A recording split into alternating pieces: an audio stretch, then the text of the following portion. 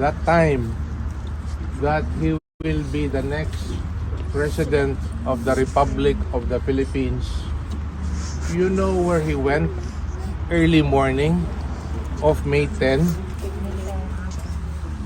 He went to the grave of his mother and prayed over his grave. And he called upon his mother these words, "Ma, tabangi ko. Ma, tabangi ko." I think this is the same words that he's calling now upon us. Mga kababayan ko, tabangi ko. And it is this holy hour of this cold April night that as we gather here tonight, he may not hear this, but he knows that we are here in spirit, calling upon the high heavens, tabangi ko. He has dedicated his entire life to all of us here present and beyond, to Filipinos and even to foreigners, not only those who have married Filipinos and Filipinas, but even those whom he has touched the lives of many. And he has always kept saying this when he started his journey in the political life.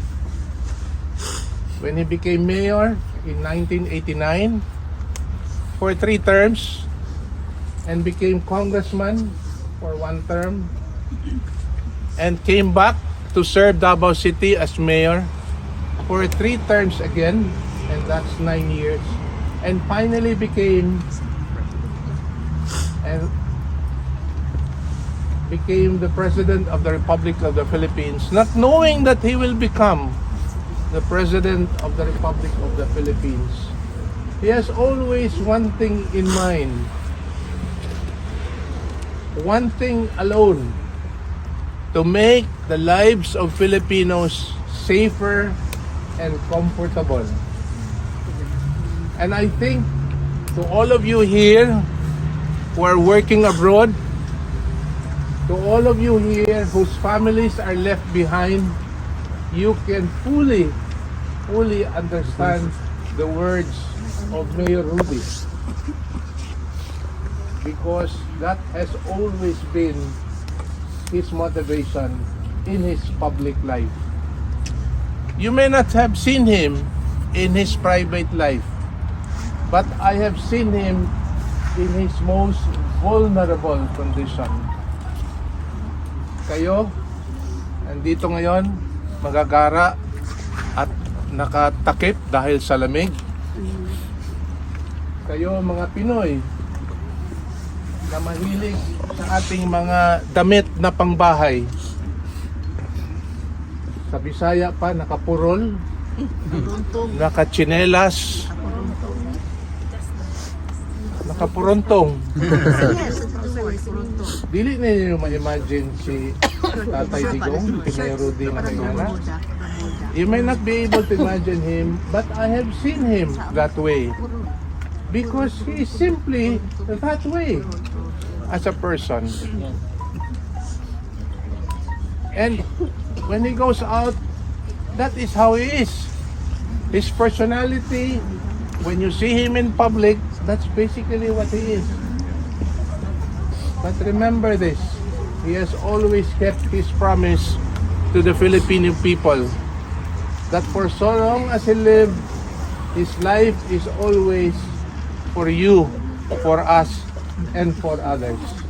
And I think that is the example that he's showing to us today. Yes. That we are to live not only as Filipinos, not only as English, not only as Dutch, not only as whatever nationality we have, but even as human beings, we live for others. And I think that is the lesson that we have drawn ourselves into in the life of Mayor Rudy.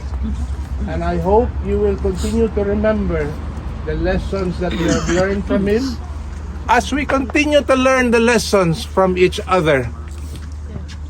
It is not about the building behind us. It is more than that. And it is the reason why we're all here. And as you said, the reason why the many people who would have wanted to come here but cannot. Yes. But they feel one with us, united with us in spirit. And I hope, as I've said, please continue to be united, to love Him, to support Him, as we continue to love and support each other. We find common strength in this unity that we are showing ourselves tonight. Not only here, but all those who are listening right now. So please, let us continue the vigil night and day until we realize our prayer, our humble prayer, that we will be able to bring him home alive and healthy. Yes, amen. Thank you very much for coming. And indeed, to me, as I have told you, my coming here to The Hague is something personal, because I have promised him that I would come. I could not come, as I've said, when I was there in Villamore Air Base. And I have to tell him, by dili ko kaadto, di ko kauban nimo, kay wala ko'y passport. But I promise you, I will visit you there. And that is why I am here. It is a personal promise for me to come. Thank you very much.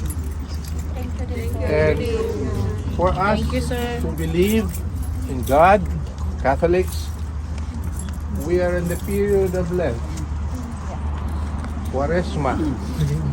Yeah. And I hope we would say a short prayer that the Lord may have mercy on us and on him, and that the good Lord will continue to bless him in good health, in spirit, and that he may continue to be one with us. He may continue to believe in the Filipino, that he may. I thank you and good evening.